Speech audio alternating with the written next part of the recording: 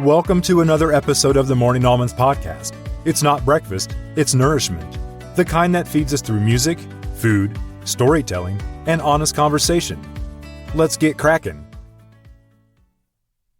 Welcome, friends. I thank you so much for spending time with me today for the second episode of Morning Almonds. I've honestly been really surprised by the amount of listens to the first episode, and so if you've already given that a listen, I appreciate that very much. The title of this episode is Only You, inspired by the Revivalists song that begins, I don't know how to back down. It's not in my DNA. And the chorus that proclaims, only you know just how far you'll go. Only you know the scars that don't show. I recently got to see them live in concert in Kansas City, October 4th. Our guest today is author Becca Lynn Mathis, but before we get to that conversation, I wanted to tell the story of how I got to recording a podcast. And my hope is that after this episode, you feel inspired to take that leap, take the steep steps, and keep going in your mission, wherever you may be on that timeline. I will also tell you where the name Morning Almonds comes from. So, basically, this story starts because I was looking at some ways to make some extra cash for savings. I had recently read that savings at my age really wasn't going to do a whole lot for me, that I needed to maybe focus on getting some extra income in. So one day, it was Josie's senior year. It would have been like October of 2024. I was scooping kitty litter one day, and it dawned on me that I was about to run out of excuses. I was about to run out of excuses for why I wasn't doing the things that I wanted to do, like some writing and other things in my life that I had wanted to do, but I always came up with an excuse because I was raising a family. I had to take care of the girls. I had to take care of the house. And then it dawned on me that that was all about done. So I had always wanted to be a writer when I was young, but I hadn't done anything yet. So it all would have been regurgitated experiences. And beyond that, I never actively pursued learning how to be a writer. So I had gotten a copy of On Writing by Stephen King, a fantastic book for anybody who is a writer. I really encourage you to check it out. In the book, he talks about if you are going to try to learn how to write for the money, then don't, because it takes years for that to manifest, if ever. So I was like, yeah, that's why I was going to start this writing, was to make some money. So I guess I'm not going to go that route. And I thought maybe voiceover. I could do it from home, the internet said, and I had done radio in college, and I have been complimented many times on my voice. I must take the time now to express that a good voice, or the ability to talk in different silly voices, is not the only thing you need if you are going to take on this endeavor yourself. Only companies who are selling unrealistic packages and training will tell you that this is all you need. You need to have the work ethic, you need to decide to go all in. You need to understand that this is a business and it's not something that you can just pick up and do. You have to put the work in. It's not impossible, but you have to put the work in. So I thought maybe voiceover, audiobooks, possibly. I'd been a good reader from a young age. I had my comprehension tested at age 5 because I love to read, and I would just fly through books, and the adults in my life were concerned that maybe I wasn't comprehending what I was actually reading. I love words and word origins, finding out why we say certain phrases, and good stories. I love a good story. I've also been public speaking for 30 plus years in my jobs. I have to speak to the public every day in different aspects.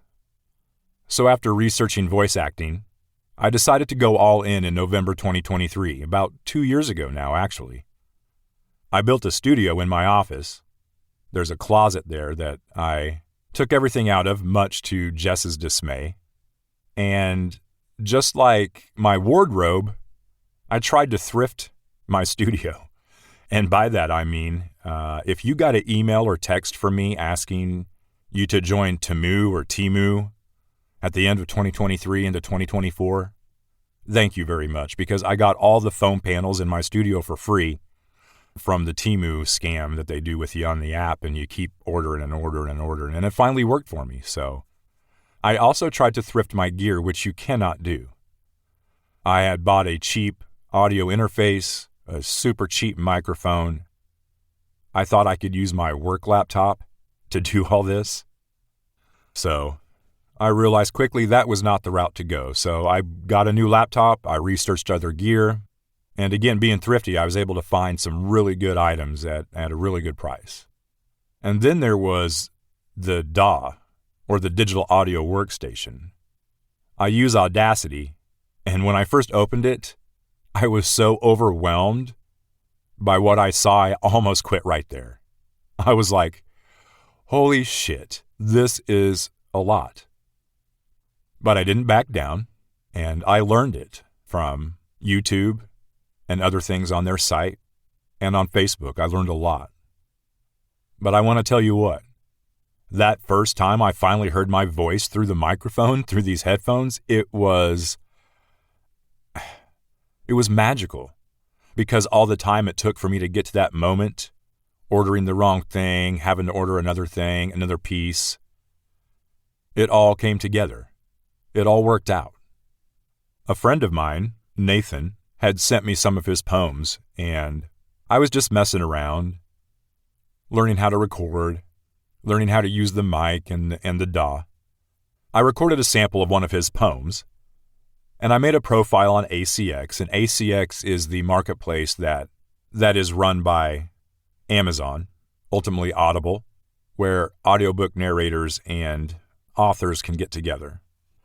So I put a small sample on ACX, and I forgot about it, and that was February into March of 2024. And I just put it up there, and I'd forgotten about it. And I had started researching on how to start a podcast back then. My thought process was, well, I'll work on this while maybe something will happen, right? I had a name all picked out. It was going to be Concert Chronicles. We were going to talk about concerts and live music. And then I found out there was already a podcast named Concert Chronicles, and then I thought maybe Warrior Souls, which for me was based off the 311 song 6, the lyrics in that song. Then I found out there was already a Warrior Souls podcast. So I decided just to research. I did a lot of online learning, listening to other podcasts on how to podcast, podcast on how to voiceover, took tons of notes, watched lots of videos. And then at the end of April 2024, I got a hit on that sample on ACX from an author, and I got an offer to produce a audiobook for $25 per finished hour. And that is a super, super, super low rate. Your per finished hour means what's turned in, everything done, the final recording, not the hours that you've put into all of it. I knew I had to take the job. I didn't even read the book first. I knew that I had to do this. And I'm glad I did, because all I had been doing up until that point was procrastinating researching, right? Making notes, checklists, questionnaires. But that first book, that first offer forced me to get behind the microphone and figure it all out. My first book was published at the end of July 2024, right before 2 nights of stick figure at Red Rocks with Jared Davis. That's a whole nother episode by itself. It was a great time. And then let's jump ahead to September 2025. 9 books later. Actually, 8 books later. I've produced a total of 9 audiobooks now. A few voiceover gigs for nothing important, but got paid a little bit. The last book was a lot. It was big. It was a great project, but it took a lot out of me. And we're going to talk to the author later. She did the female point of view chapters, and I did the male point of view chapters.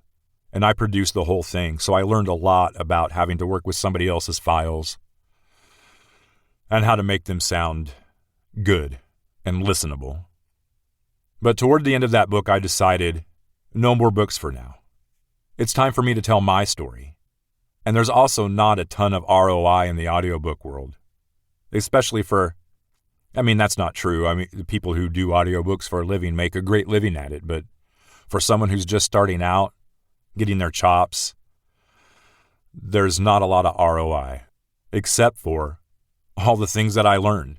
Producing 9 audiobooks will teach you a lot of things about this business and about how to work your DAW and how to get a good sound. So all those books were training for this moment right now. I have the know-how in the studio. I know how to produce. And the structure for the podcast was already there. I just had to build the processes.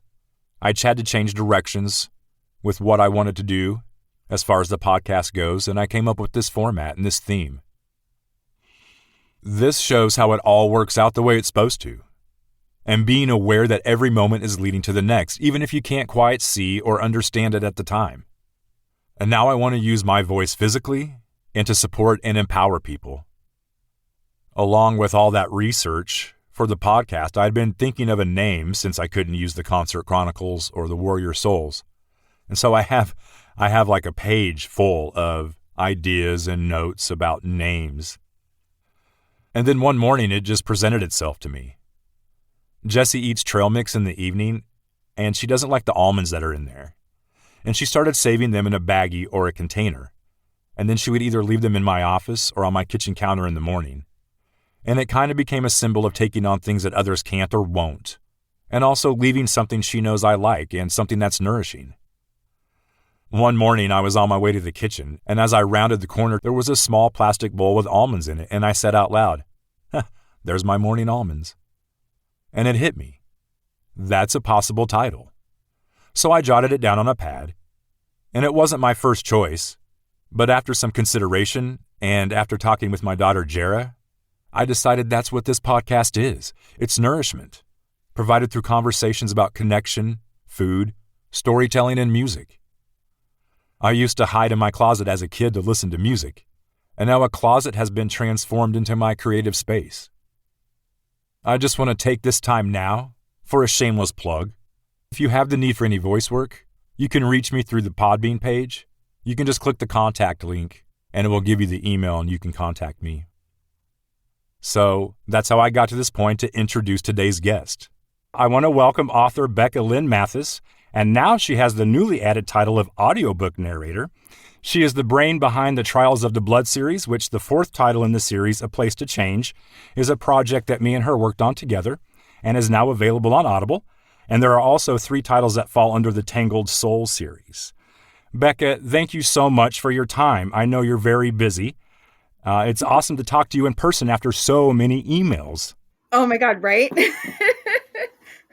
Yeah, it was so many emails back and forth. So thank you for being here today. Not a problem at all. Why I wanted you on as one of my first guests is this whole episode is about how I got to even start this podcast. Mm-hmm. And you are directly related to that story. Aww. Because you reached out and you had a challenge for me that I accepted as an opportunity, not an obstacle, because I was like, oh, wow, this is a big project. I've never done anything like this before, but took that leap. And then every project, what's that? I'm sorry? You freaking knocked it out of the park. Well, thank you. Thank you. It honestly was, this is my 9th book, and it was honestly the funnest book. The one that I was probably it was the one I was into the most out of all that I've done. So that makes it very easy. Mm-hmm. But yeah, every project that I'd done up until now was kind of a rehearsal for A Place to Change and then ultimately this show. So thank you. Oh, absolutely. Thank you. God, that audiobook, you did such an amazing job on it. I couldn't be happier. Well, thank you. And it was a lot of characters and back and forth in my brain, and then looking at some of the characters in the past. You did a great job providing me with source material to kind of, help with that. So. Well, good.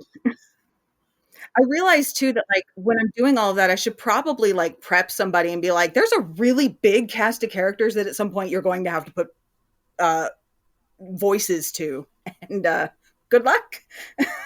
Right. And it gave me a chance because I have a process where I have an Excel spreadsheet, and then I go through with all those characters, and then you just kind of add things, because especially someone brand new like myself, it was easy to get lost. So let's talk about you. Okay. Sure. So my research tells me you were born in Texas and you live in Florida now. Yep. Tell me about your earliest musical memory. Oh my gosh. So that's I actually grew up with music just all throughout my house all the time. My parents had a really robust stereo system and often had parties at the house, like growing while I was growing up. And the amount of times that I'd have to go to bed with a pillow over my head while like Bruce Springsteen and friggin' like the B-52s and Billy Idol and like U2 are all like mixing through on my parents' stereo. Like and it's so loud that even with the pillow over my head, it's like I had headphones on. So it Oh, was wow. it was like pillow over my head, door shut, lights off, don't care. The music is still just freaking blasting through my house. And it was like, and that's just like how my parents did. And that's how I grew up. And so there was never silence in my house. If it was silent in my house, something was wrong. Like, Okay. What was your favorite band of all that stuff they played? Or were you like not into that and you kind of found your own thing? Um, I did well. I was pretty close with my parents for at least when I was younger. I grew apart from my mom, and my mom and I now don't talk. And my dad passed away a while back. But um, I really honestly like I really had fun with all the stuff that my mom was playing with, like the B-52s. She used to play a lot of Wilson Phillips, and I really liked that.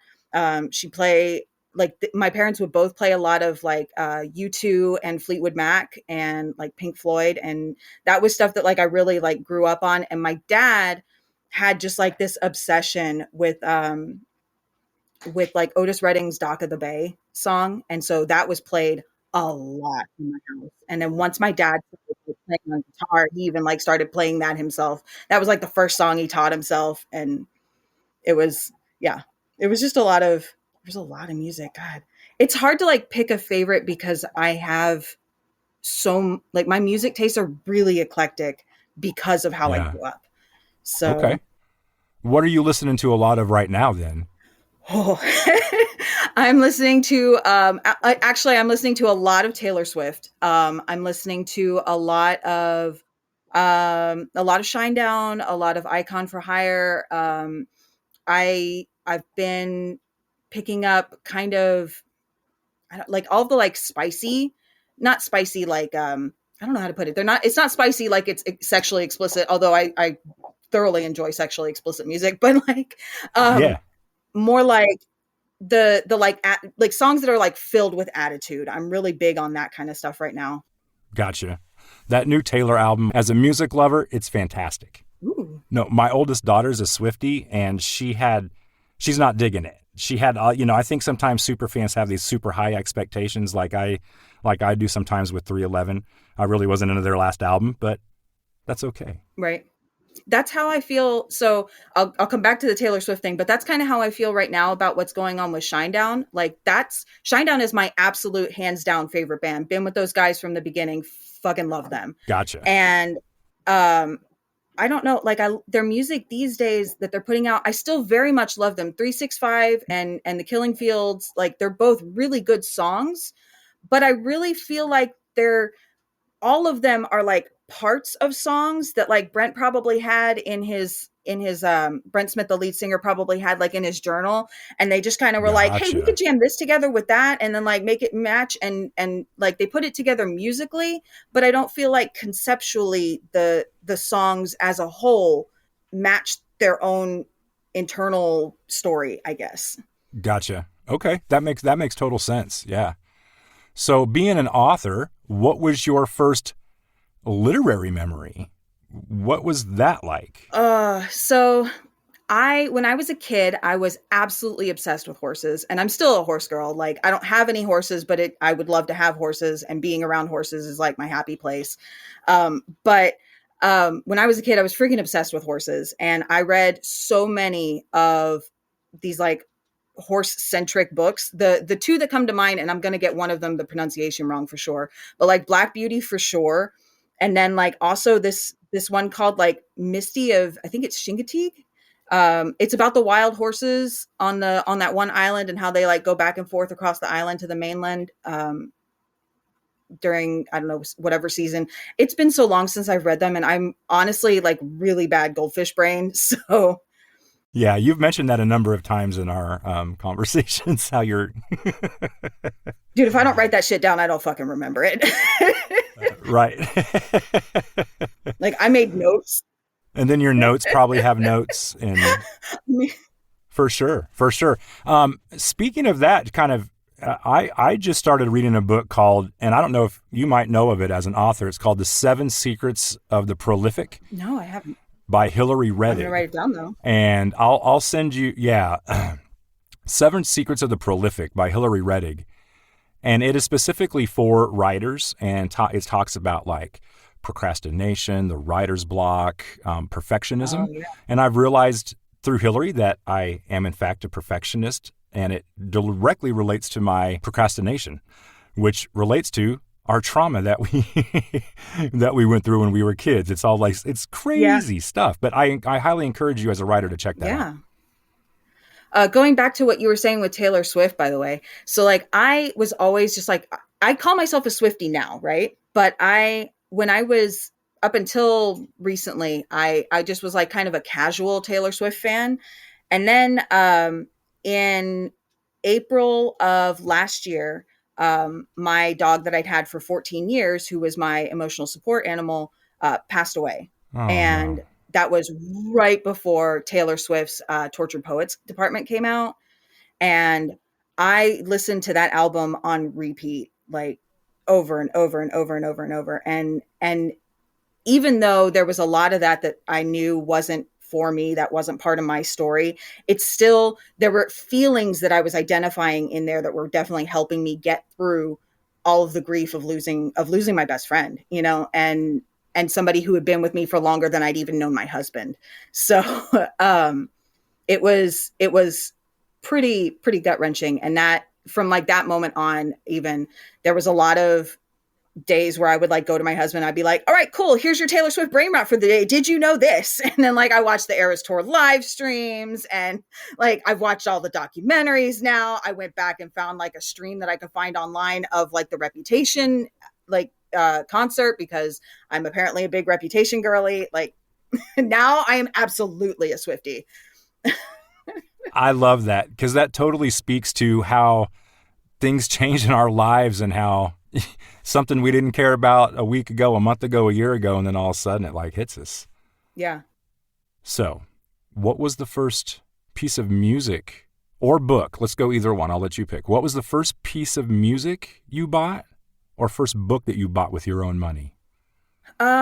So I don't really remember what the first book I bought was, because I was kind of always a reader, and my parents always just like let me have whatever books I really wanted and weren't particularly careful about what it was that I read. Oh, actually, now that I mention it, so there's this book. It's called, oh my God, Sunrunners. Oh, I'd have to go look for it. I think Sunrunners Fire, I think, is actually the third book, but it's, the first book has like absolutely like sexually explicit stuff that's kind of told like obliquely. But like I read that when I was in like a freshman in high school. The book's like an inch and a half thick. It's like one of those fucking doorstopper novels that like Brandon Sanderson writes these days. And I remember reading that and like getting so angry at parts of that book that I threw it across the room. And even to this day, when I'm reading stuff, I will like yell at it. And, nice. Yeah. But the first piece of music that I bought for myself was actually Eve Six's self-titled album. Back when was it Inside Out? I think was the name of the song. The like Heart in a Blender song. Yeah. I don't even know how I had heard that song, but I did. And then I remember my mom and I going to like a Best Buy, because she was going to like pick out some more CDs for her collection, and like listening with the headphones and like really like vibing to this album. And then like I was like, Mom, I want this one. And she was like, I've never even heard of this band.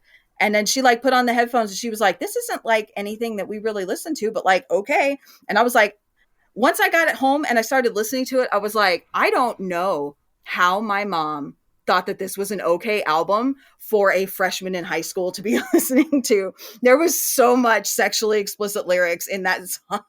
Like there's a song on that album about them having sex in a shower. Like, and that's the thing about that 90s music. It was all angry, sexual, just mad stuff, right? yep. It's funny that it was Eve, not funny, but earlier today I was thinking about the first time I saw Eve Six in concert. It's the only time I saw him, and it was in 2022, and it was in Omaha, and the lead singer comes out on stage, and he's the lead singer. I didn't realize this, that you see in the video, he is the bassist. And so he comes out and he's just ripped. He's got muscles just everywhere. And he's just giant. He's got these long ass arms, Becca, and he's got this bass, and he's smoking this cigarette, and he just walks out and he's smoking this cigarette, and he looks at the crowd, and he puts that cigarette in the neck of his guitar, neck of his bass, and just starts rocking out. It was just like, that sounds awesome. It was an amazing, yeah. Oh, I have 2 stories now, 2 concert stories. Yeah, go ahead. Go ahead. I've been to a whole bunch of live concerts. I have terrible hearing now, but I love, like, once my parents put this love of music in me, like once I started like going out on my own, I went to like so many concerts. Like I said, I've seen live Shinedown since the beginning, and then like Evanescence and Breaking Benjamin and Trapped and Three Doors Down and Nickelback and No Doubt and U2. Like I've seen all of these guys live, right? And like when I was at some concert, and I think it was like Nickelback opening for Three Doors Down or something like that. And I was in Corpus Christi, Texas at Concrete Street Amphitheater, which is absolutely my favorite concert venue. And I was up against the rail because I was the type of person who would go to these concerts early enough that I could be at the very front, because it wasn't worth it to me if I couldn't be up at the front of that rail watching these singers as they're singing these songs, right? So I'm sitting there at the front of this rail. The Chad Kroeger from Nickelback comes out, and he's like wandering back like side to side across the stage. And this is early 2000s in Corpus Christi, Texas, home of Willie Nelson. So there's a lot of weed in this crowd, right? Right. And he like walks across the front of the stage, and he like walks across one side, and he comes back over to the other side, and then he goes back, and then he comes back to the other side, and he's like, are they just handing dime bags out at the front gates? And then, of course, like you watch the whole fucking security like start crawling over to that side. And I'm like, dude, why'd you have to ruin it for all of those guys? Yeah, because Texas and weed. Yeah, right? But like hands down, the most rock and roll moment I have ever been a part of. So I went to this concert in Dallas, and I don't even remember. I think it was probably something in Deep Ellum. But I went to this concert in Dallas, and it was like Hailstorm opening for Flyleaf, who was opening for Seether, who was opening for somebody else. Hailstorm comes out on the stage, and in the middle of their set, they did this like huge drum and bass kind of thing where they would bring all the drums into the center of the stage, and they would have like this drum circle, right? And I found out later that this was a thing that happened on very often during this drum circle. But at some point during the drum circle, Lizzie, the lead singer of Hailstorm, friggin' busts her hand wide open, right? And then the very next song that she's playing is on a white Les Paul guitar. Oh, shit. And so she's playing this, and blood is just streaming from her hand onto this guitar. So much so that thankfully I was not up at the front of this, because the people that I had gone with were not ready to go that early to be up close. But she like flicks her hand and splatters like five rows worth of people with her own fucking blood, because she's been bleeding all over this guitar. And like, oh my God, that was absolutely the most rock and roll moment. And then I've like saw pictures later that like she did that on a lot of concerts. And I was like, girl, you need to be way more careful. So something that popped into my head while you were telling that story is, how does your love of that type of music influence your writing? Do you feel that in there? Oh yeah, for sure. I can't really write without music playing. Really? I actually cannot write while music with lyrics are going, because for whatever reason, my brain can't have words go in while words come out. Sure. But I have playlists for every single one of my stories that have like the songs that tell the story. I have just my Spotify has probably thousands of playlists. Yeah.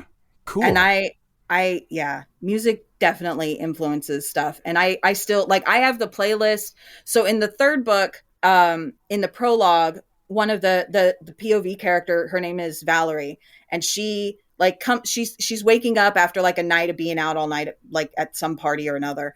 And she decides that what she needs to do is just throw on some music and get high and drink until all of the noise in her brain goes away again. Right.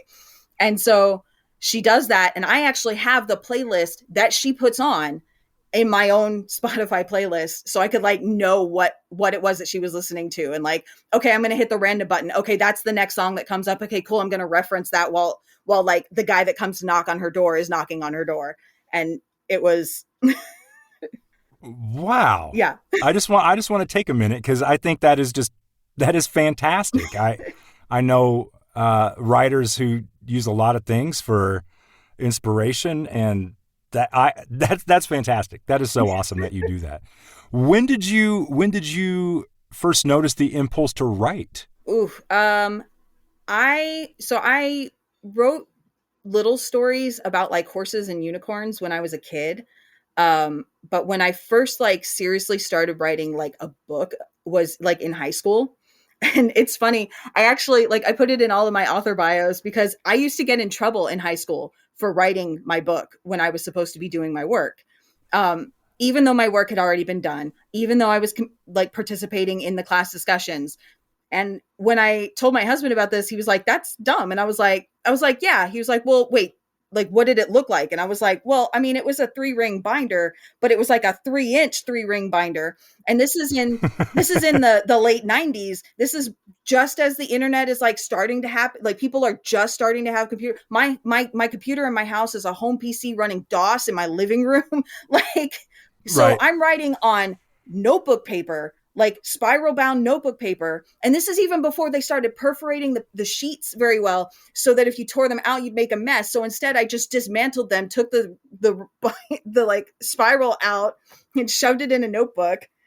And yeah, so I had this 3-inch 3-ring binder with like 6 spiral notebooks worth of paper in them. And I was handwriting this story as I was doing, like sitting there in class. And like, but I'm still in high school, right? The desks are not as big as a 3-inch binder open. So like my binder was probably making it hard for like people to go by, to go to the bathroom. And like, so I was probably getting in trouble for the distraction of the binder more than I was for the actual like act of writing. But it's a much more fun story to be like, nah, I was getting in trouble for writing the books. Right. Absolutely. How do you recognize the voice in your head when it's time to write? Like, I call it the flow. Do you have a name for it? So I don't really have a name for it, but I definitely, it's more like because I write so much in first person, I don't think I write anything that's not in first person. It'll just be the name of the character who's telling me that it's time to write that story. Okay. And they just won't fucking shut up. and like, I've had times, like my poor husband gets so many texts from me that like middle of the night, 2:00 in the morning. So I'm a night owl. I have trouble going to sleep anytime before like 2:00 in the morning.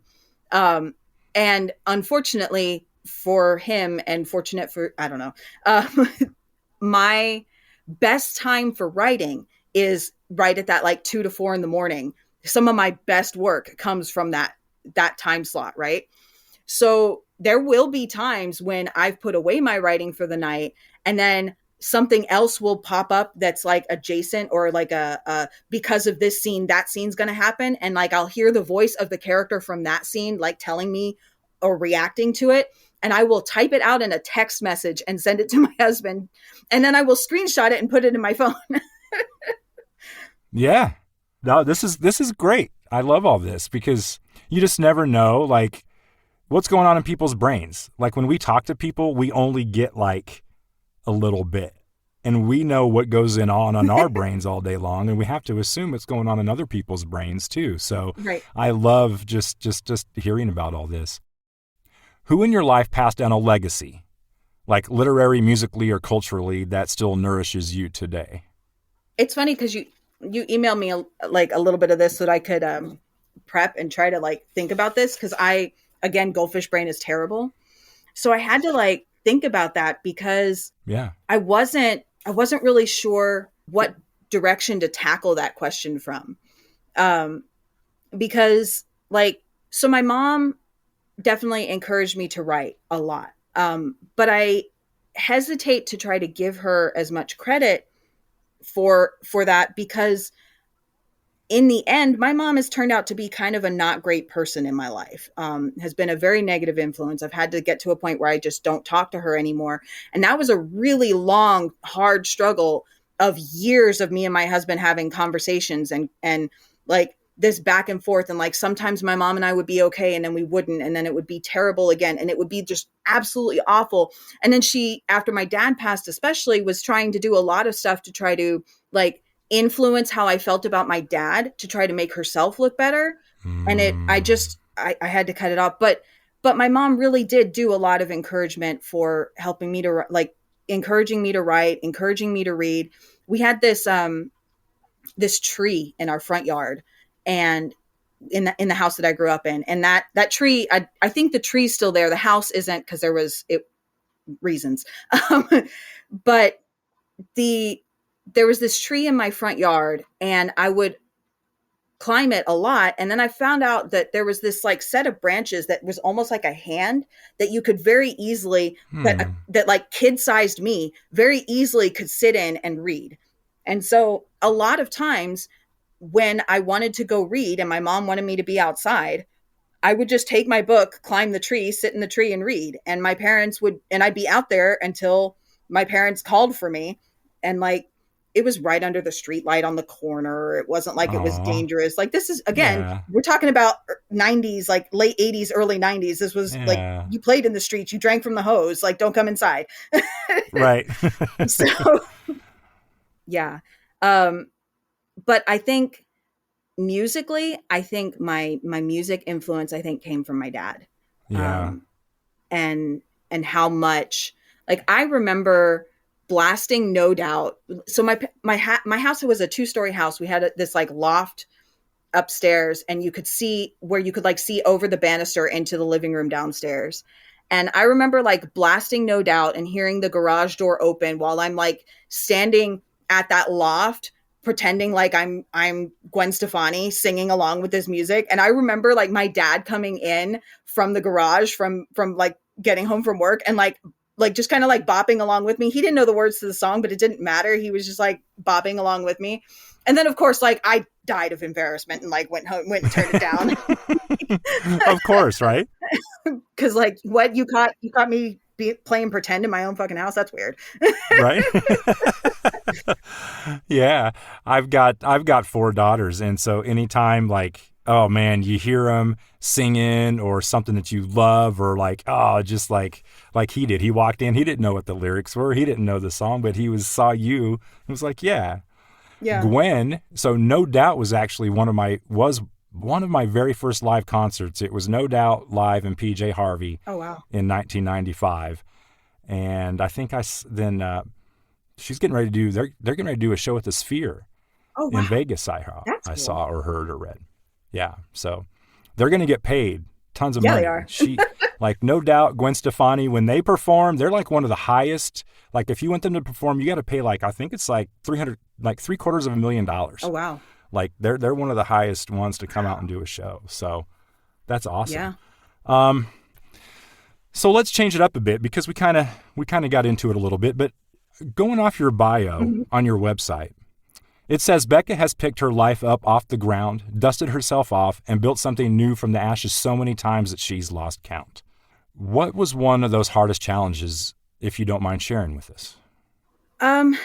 So it's hard because I actually like can't go through the steps of that very much without getting into a really long story that's just like your entire podcast would be that story. But so I'm going to kind of Quentin Tarantino style this for you. Recently, I got diagnosed with ADHD And my therapist is now also trying to tell me that I probably also am autistic on top of it, and has a lot of evidence, but I'm probably not going to seek diagnosis for that just because reasons, healthcare and such. I don't need to go into all of that. But I recently got diagnosed with ADHD, and I realized, and it made me realize that my whole life, one of the things that I've said often and has been just kind of a constant refrain in my life is that my brain doesn't work like everybody else's brain seems to. And so for me, it's not so much like I have a hardest challenge, like one specifically. It's more like I kept trying to do life the way that my parents told me that I needed to, the way that society was telling me that I was supposed to, that like, these are the rules. This is how you have to do things. And every time that I would try to do things that way, it just wouldn't work. And then when my parents, because they came from a different generation, even if I were neurotypical and I wasn't, and I didn't have a brain that worked differently than everybody else's seems to, like, their rules wouldn't work because that's not how the world works, right? And so I started trying to make like compromises between and like try to figure out ways that I could like, okay, well, they say that I need to do it like this, and I understand why that makes sense, but when I compare it with how the world's working, I've got to change it and make it do a different thing here this way. And I just couldn't make it work. I kept falling on my face. My life kept falling apart every time that I was trying to do this kind of stuff. And it wasn't until I finally was like, you know what? I am going to just do things the way that makes sense to me, the way that makes sense to me. And just, if it doesn't work for them, if it's not part of what they were saying, I'm just going to do it the way that makes sense to me. And when I did that, that was when I finally felt like I was making progress in my life. And I was finally like moving forward. And as an example, I guess there is a small, vignette example that I could give you. When I first went to college, I graduated high school in 2001, which, yeah, I'm old. But I graduated high school in 2001, and I immediately left and went straight to college. I went to Texas A&M University in Corpus Christi. And my parents were up in Dallas. I grew up in the DFW area. And when I moved, I was this AB honor roll student taking AP classes in high school, like overachiever, you name it, right? And then I go to and you go to college because that's what you're supposed to do, right? When we were in high school at that time, that was what you did. You're going to finish up high school and you're going to go to college and you're going to get a degree, and then that's going to be the thing that helps you do the rest of life. And like, okay, great. So I go off to college. I have no fucking clue what I'm actually going to college for. I choose a major. I chose like marine biology as my major, which was dumb because there's a lot of biology, and really all I wanted to do was work with dolphins. And so then I switched to like environmental science, and then I realized that psychology was really the thing that I wanted to do. And that's completely different. But I went through my first years of college, and I failed so much at college because like I didn't go to class. There was nobody had told me that I needed to get up at 8:00 in the morning. So I fucking didn't. And like, oh, okay, I'll put my yoga class at 8:00 in the morning, and then I'll have my regular classes afterwards. And then I'll want to get up because I'm taking my yoga in the morning, and that'll be no. I just fucking didn't go. The only classes that I succeeded and that I did not actually fail were my, political science classes that happened to be at like 7:00 in the evening. And the only reason that I passed those was because I participated in the class discussions and the professor knew my face. Right. But when I look back on that time, yeah, I failed on paper. Absolutely. Like there's no question about it. You look at my grades, my academic suspension, all of that. Like I absolutely on paper failed. But what I did instead of going to class was I made this amazing group of friends that I fucking loved. And I learned so much about who I was outside of my parents and who I was without that kind of influence, the influence of school and your teachers and all of that. I learned who I wanted to be and the kinds of people that I wanted to surround myself with and the kind of life that I wanted to build for myself. I learned that when I was failing all of my classes, So it's really hard for me to call that time a failure. Yeah. But I recognize that the rest of the world absolutely does. Wow. I'm just sitting here thinking about so many synchronicities that me and you have. Our college life. I don't have a relationship with my mother either. Mm-hmm. We've tried. It's not going to happen. Yeah. My dad's passed away. So it's amazing. Tell me how getting that diagnosis has helped you. It's kind of opened my eyes to realizing that I've been right this whole time. My brain really does work differently than the rest of the world's. Yes. Like I know that I've seen like a lot of stories about people getting diagnosed later in life, and there's a lot of like anger that they have. And I don't feel that same amount of anger. It just feels, and it's not even necessarily relief, although there is a fair amount of that, because there's, oh my gosh, okay, that makes sense. All of these systems that I've had to like try to make sure that I don't forget fucking everything in the world, and all of this stuff that I've had to do. But it's really made it so that I'm able to go to like recognize the things that my brain is doing as part of the ADHD, right? Like, Yeah. like I don't get up early in the morning. I can't get up early in the morning. I can't have a serious conversation within the first couple of hours of me waking up. And I realized when I was doing research on ADHD that it's because your cortisol levels in an ADHD brain don't get up to normal levels until like 2 to 3 hours after you wake up. And I'm like, so that's why I can't do anything before I have a Dr. Pepper in the morning, Oh, that makes so much more sense. Yeah, very good. When you know that about yourself, and then you can kind of, like, when you're most productive, when you're least productive. And then when you're not trying to fight those things, like, God damn it, I feel like everybody says you're supposed to write when you first wake up. It's the freshest. No, that doesn't work for me either. Right. You're supposed to get your, but yeah, so finding out how it works for you is fantastic. So if someone listening right now is in the middle of their own tough time with whatever it may be, and maybe with the ADHD, because I know there's a lot of people who suffer.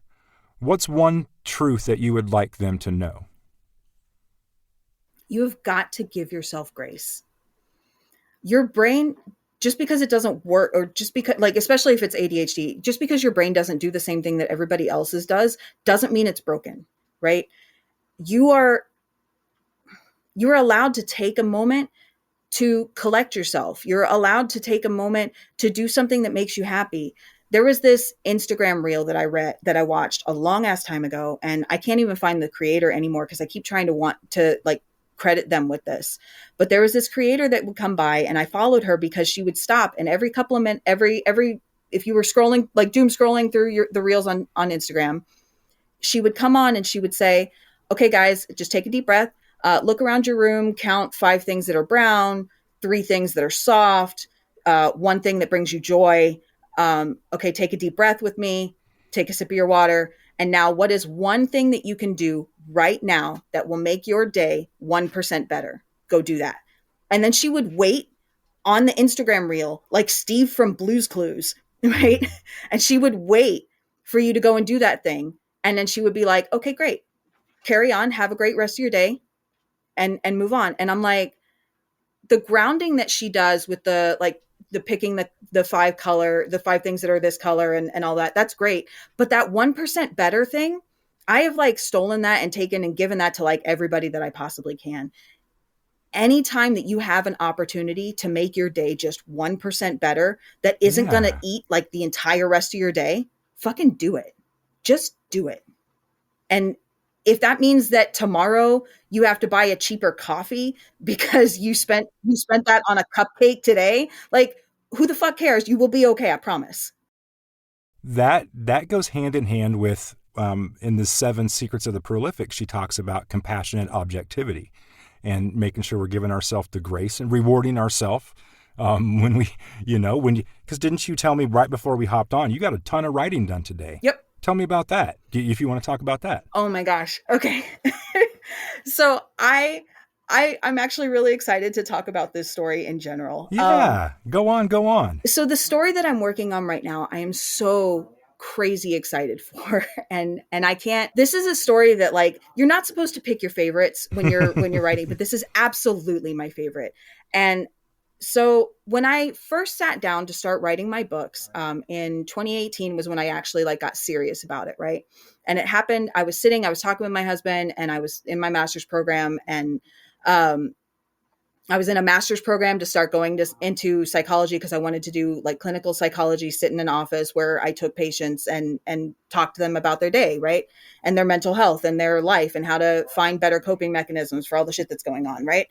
Because I'm actually a really big believer that like everybody should have a therapist. I really do think that everybody, even if you're perfectly like sane and normal, you should have a therapist, and it shouldn't just be your best friend, and it shouldn't be their job to make sure that your mental health is okay. But that's sidebar. So when I went to write my stories, I had actually like these 6 different stories.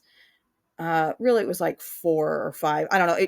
I had a number of different stories, just kind of like that I had thrown out the ideas for. And it was back in the days of LiveJournal. And so they were just kind of sitting around on my LiveJournal. And I was talking to my husband about them, and he was like, hey, you can put these all in the same universe, actually. And I was like, what do you mean? And so he'd like help walk me through it. And then I was like, oh my gosh, you're right. They're all in the same universe. These are all people that are influencing each other's lives. This is so freaking cool. Right. So I started doing that, but then I was like, but there's this one story that I wanted to tell that I was like, this is, if there were any of these other stories, if I could only tell one story, it would be this one story. Right. But I told my husband, I was like, but it's part of a D&D game that I played a long, long time ago. Right. And I wasn't the GM for that game. I wasn't the person who ran that game. But it's the story of like this pair of lovers in this story that like, they have to like try and save the world because the reality of the D&D world is crashing into our world. And it's basically their struggle to try to make that happen, to like make it so that doesn't happen, because our world can't handle magic. Like, there's a reason why one of the things that I say often in my books is that humans are shoot first, ask questions later. Like, if a dragon were to show up in New York, all of the US military would just like converge on it and kill it, and we wouldn't have anything. Like, magic would not be, it would be a problem. Yeah. Yeah. So but I was telling him about my husband, when I was telling him about this, I was like, but it's not really my story. Like, this is a story of a D&D game, like I was only a part of this story. And he's like, yeah, but you were a part of it. And then like later on, as I went through, so that was before I even finished my psychology degree. Right. And then there's this thing that I learned in my psychology studies, where anytime that you remember something, you're not actually remembering the initial event. You are remembering the last time you remembered it. And that's why your memory shifts over time. Like, because gradually you are changing that narrative just a little bit every single time you retell that story to yourself. And so when I realized that's a game that happened again back in like early 2000s. We're talking 2018. The amount of times that I've told that story to myself since then, this probably has no actual, like, it has very little resemblance to the game that I played, that it came from. And I didn't realize that until I came to start writing this story, really. Like, it didn't really click until I started to write this story. And now that I am, this is the story that I've wanted to tell for forever. Like, this story, the book 6 of my initial series of the Trials of the Blood with Lynn and all of them, like, book 6 of that story is actually what comes after the story that I'm writing right now. Because I told myself I can't tell the whole story, so I will just make it like prologue, flashback, extended something or another, and I'll give you the Cliff Notes version of it, and then we'll do the aftermath of it in book 6, and that's the closest that I'm going to get. And then to go back to like your concept of like taking chances and things and opportunities, right? One of my writer friends was putting together this romance anthology, and she was like, it's all short stories. And I was like, okay, well, what's the limit? Because I'm really terrible at writing short stories. I'm terrible at telling short stories. Right. So like, you want me to give you the Cliff Notes version? I feel like I have to give you all the backstory too. Right. It's hard. So So she tells me, you can have 35,000 words to write this story. And that's that's not quite a novella, but like a regular novel, like a romance novel, a contemporary romance novel is about 60,000 words. So we're talking about half of that, right? I could tell a story in half of that. I could do that. Absolutely. Heck yeah. So I started to put together this story, and I put together this villainous love story, this villainous romance between this shadow dragon and this evil warlord that are the villains of that story that I've been wanting to tell for forever, right? And I was like, I could tell that story because that doesn't actually have anything to do with the D&D game. I know enough about those characters that I can just tell the story of how those two fell in love, and I'll make this shit up as I go, right? Yeah. That story was a complete anomaly. Literally everything about that story is outside of the way that I tell any or put together any of my other stories. There was no outline. There was no playlist. I mean, there was kind of a playlist that got built like as I was writing it, but it only got built as I was writing it. I didn't build it first. And there was no anything. It was literally just me and the page. And every day that I sat down, I fucking pants the shit out of that story, right? Nice. Like, I had no idea where any of it was going, and I just wrote on pure vibes and got to the end, right? And I could never do that again. Like, my outlines now are insane, and I will tell you about that. We'll get there because that's part of this. So, but so I wrote that story and I put that out, and people really loved it, right? And especially because like fantasy romance right now is having a moment, and people really were really digging it, and I was like, okay. Well, if I'm going to tell the villains, let me go ahead and tell the heroes of that side of the story, right? And so I did. And the heroes from that side of the story were body swapping with the couple of the in our world, which this story is really complex. But the couple in our world, every time that they would go to sleep, they would wake up in the bodies of the good guys again that are on the opposite side of that war with the warlord and that evil dragon, right? And so I started writing that story of those heroes of the like king and queen over there, and put this really cool like D&D-esque story together of like this ruler falling for a traitorous rogue, and I'm so in love with that story. And then I was like, well, now I have to write the third story, right? Now I have to write about the couples that are waking up in that body, and the couples that are waking up over in this magical world that is literally D&D come to life. Like, I am writing so much D&D with just like the serial numbers filed off so that I don't get sued. like I am, there's no getting around it, right? That like Layla is a shadow dancer. Like, Drake is a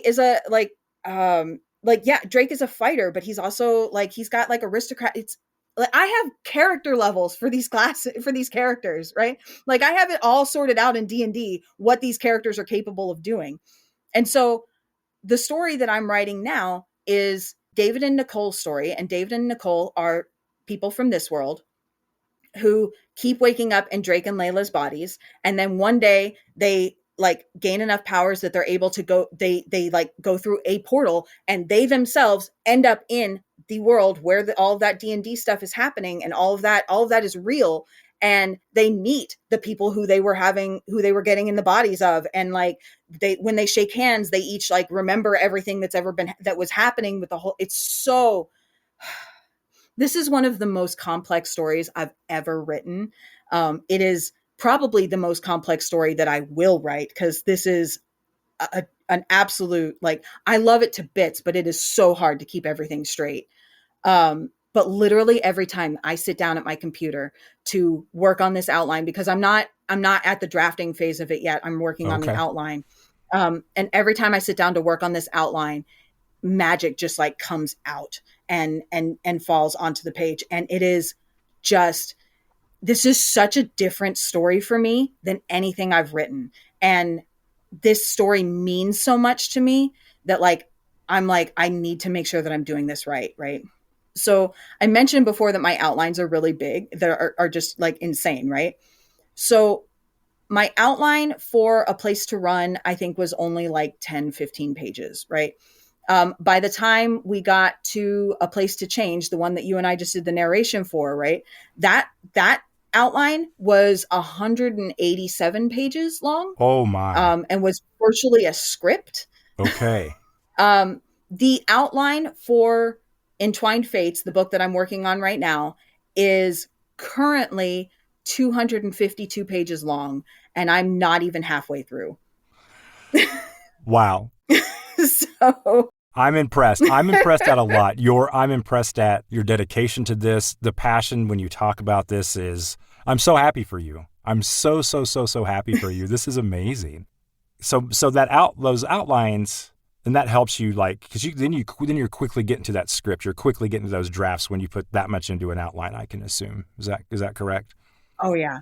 Oh yeah. Once I switch from outlining to drafting, I draft so quickly. I can write 2 or 3 chapters in a week and Yeah. not even blink about it. Like Gotcha. where I have people that, like, my writer friends are working on 1 chapter and they get that done in like 2 or 3 weeks.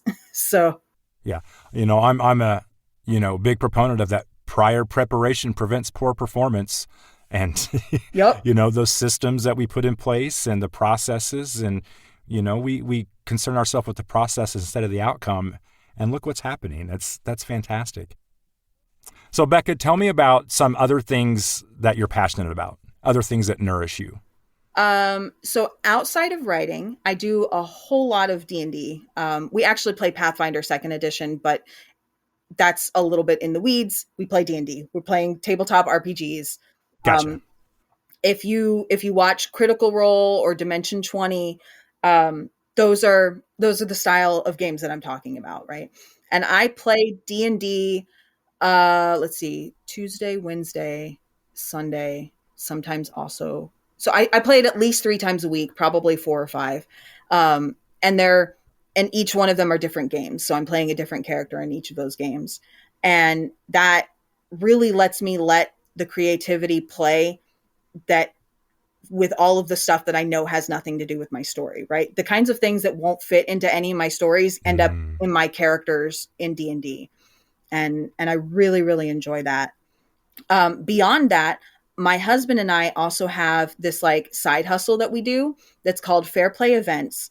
And we go to like Renaissance fairs and we perform shows, and we run this game called Dice Night Adventures, which is basically like D&D meets World of Warcraft, but you play it at fair. Our business partners, Alex, he likes to call it the world's first massively multiplayer offline role-playing game because you're playing it in real life. Okay. And we have a lot of fun with that, but we do a lot of like Renaissance fair performances. I actually have a singing group that I'm trying to get up off the ground that we're going to be doing like D&D style covers of regular songs that like I found like through TikTok and YouTube.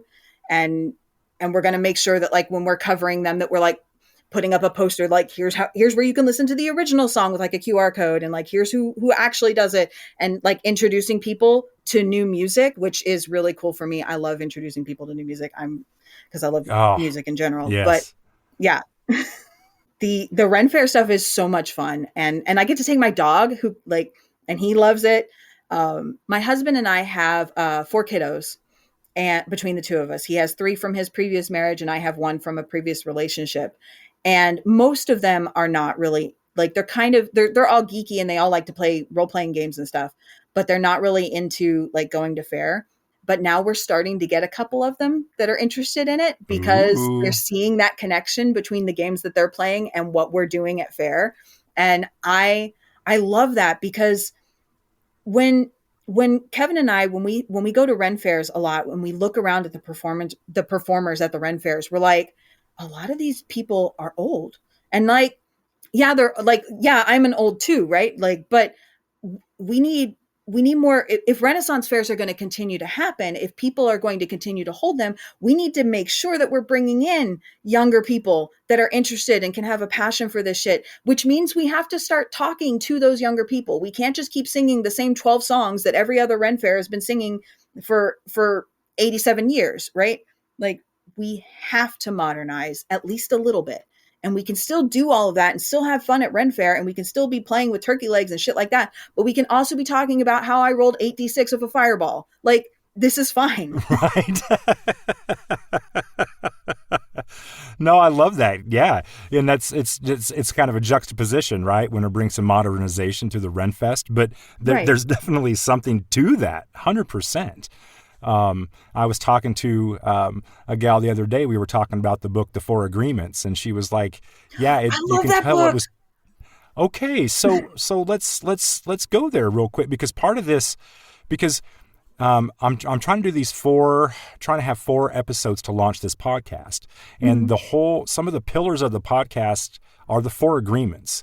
Because it's a huge part of my life. But she was talking yesterday about how, you can tell that book was written in the 90s, and she works with kids. She's a professor of music, and she teaches cello. And she's like, I'm trying to talk to these kids about the 4 agreements. And, so we had this discussion about how do you make it relevant for today? And I think that's fantastic. Tell me, who introduced you to the 4 agreements, and what is one that sticks with you like daily? So I'd actually have to go and grab my book because this is where, unfortunately, my goldfish brain has really kicked in. I remember, I think probably, I remember there being one about being true to yourself and like making sure that like when you're living your life, you are not lying about who you are and what you represent. Right. And like, that's the one that really, really sticks with me. Right. I am one, if like something's going weird with our friend group, like my husband and I are the first ones to like bring it up and be like, hey guys, I think there's something that we need to talk about because this isn't cool. Right. It was actually one of my therapists that like handed it to me. And then I ended up picking up another copy from my friend who was like getting rid of a whole bunch of books. And they were like, hey, I think you should read this book, and just like handed it to me. And I didn't even like look at it. And then I looked, and then I like flipped it over and I was like, oh, this is just a different printing of the 4 agreements. This is awesome. I love this. And yeah, but I think the one about being true to yourself is really, like really, really sticks with me. Yeah. Well, good on you for not making assumptions, because that's one of the 4 agreements. You say what's going on here, and then also, doing something about it, actually going to the therapist and getting that figured out instead of just letting that be like this spiral thing, right? So good for you. Good for you. What else, as we kind of wrap up here, Becca, do you have any other projects that are going on? Do you have any socials you want to promote, any events that you want to promote, or anything that's going on? So I don't have I do have my next convention. So I'm going to be at Feel the Heat Book Bash in Orlando, Florida, and on the weekend of the last day of January, like January, I think 31st and February 1st. I believe it's happening at the Hyatt. I'd have to go look it up to be sure, but I will be at Feel the Heat Book Bash in Orlando. My Ren Fair Performance Company. We're going to be at the Boynton Beach Haunted Pirate Festival in Boynton Beach, Florida. We're going to be at Camelot Days, the Renaissance Festival that happens in Hollywood in November. We're going to be at the Celtic Winter Festival that happens out in Lake Worth. I want to say that happens in January, February. That might be a December thing even. Cause it's Christmas based. Like we have Santa comes to that fair. Nice. Well, sounds like you are busy, yes. Even though you got the books, you've got the business, you've got the kids, you're a busy lady. And that's why I really, really, really appreciate you taking the time and sharing everything that you did. My pleasure. It was a very, very, I really enjoyed this conversation. Yeah, me too. Yeah. All right. Well, Becca, thank you again for your time. I hope you have a wonderful day. And yes, you too. We'll do this again. Yeah. Because I think we have a lot more to talk about. Sure. All right, Becca, we'll talk to you soon, okay? Take care. You too. In closing, I hope Becca and I showed you that it is possible to be a person of action instead of thought. Yes, initially some planning and thoughts need to take place, and I'm not talking about the thoughts that are in our day-to-day rituals, but things you want to do, goals you want to accomplish, the list you have been putting off, like picking up that book, a pen, a paintbrush, getting off the couch. Take the steep steps, Make the leap. We can look at challenges as obstacles or opportunities. It's up to us. And as Ram Dass says, be here now. Early in the journey, you wonder how long the journey will take and whether you will ever make it in this lifetime. Later, you will see that where you are going is here, and you will arrive now. So you stop asking. Becca mentioned her favorite of the 4 agreements was be true to yourself, and although that is not technically one of the 4, it relates to the process and results that can be achieved. The book is filled with so many insights beyond the core 4, and this is what resonated with her. Like she said, give yourself some grace. You deserve it. Check the show notes in the Morning Almonds Facebook page for links to Becca's website, Spotify playlist, her crazy outline examples, where to purchase her books, and more. I'm also going to have some pictures of my studio and setup if you're curious. Remember, only you know just how far you'll go. Only you know the scars that don't show.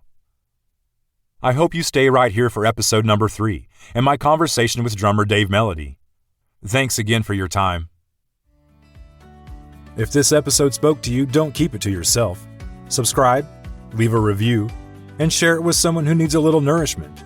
New episodes drop bi-weekly, so bring a friend, and let's help walk each other home. This has been the Morning Almonds podcast. Please support local musicians, artists, and other creatives.